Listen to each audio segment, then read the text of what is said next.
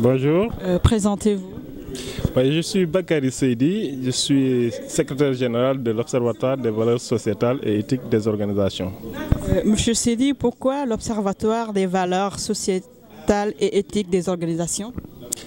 Alors, il faut bien comprendre le contexte dans lequel cet observatoire a été mis en place pour comprendre les objectifs que nous visons. Il faut bien se rendre compte qu'aujourd'hui, nous sortons tout juste de la COP 21.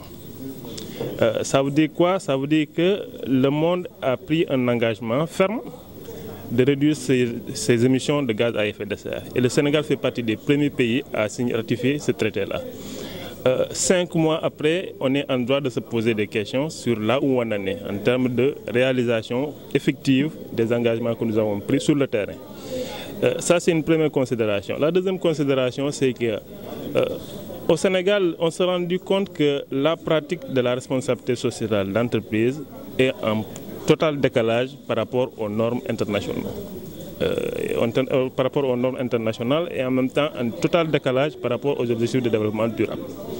Bien sûr, il y a des entreprises qui font des efforts, mais globalement, la RSE se dévie un tout petit peu de son sens originel et emprunte beaucoup plus la voie du folklore.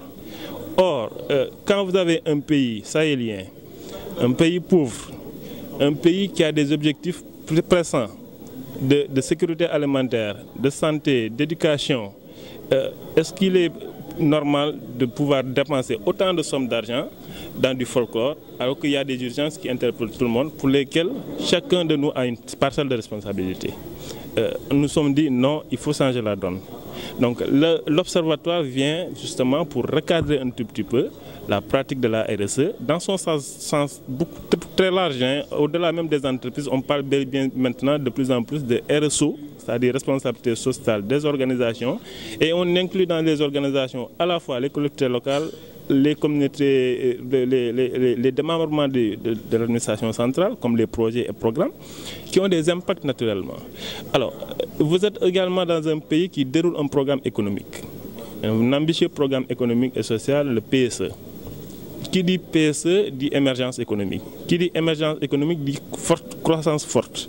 Ça veut dire quoi? Ça veut dire qu'il y a des pressions sur la ressource naturelle, que ce soit les ressources minières, les ressources énergétiques, les ressources forestières, les ressources surtout foncières, autant d'éléments qui font qu'aujourd'hui, c'est important qu'on puisse faire attention à tout ça pour voir est-ce qu'on n'est pas en train d'annihiler un tout petit peu les efforts que nous faisons, quelque part, les efforts de développement.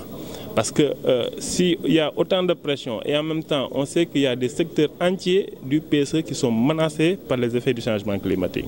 Vous prenez l'agriculture, elle est menacée par la dégradation des terres. Vous prenez le tourisme, aujourd'hui, Saly est menacé. Saint-Louis est menacé par les régions côtières.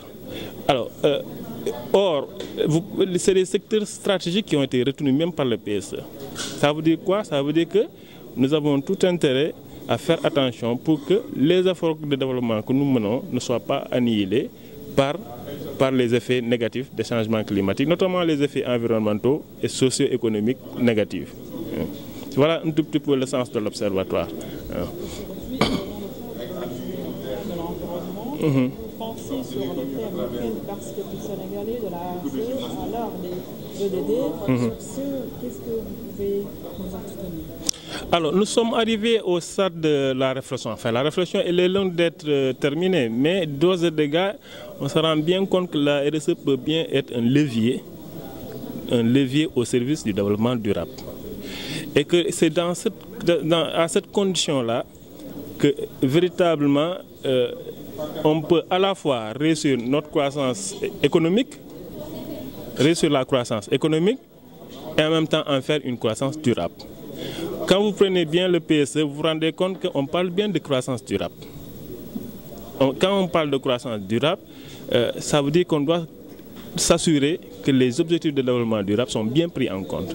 La RSE est un moyen, pas le seul, mais en tout cas c'est un moyen, en ce sens que ça permet de financer des secteurs qui n'avaient pas de source de financement avant.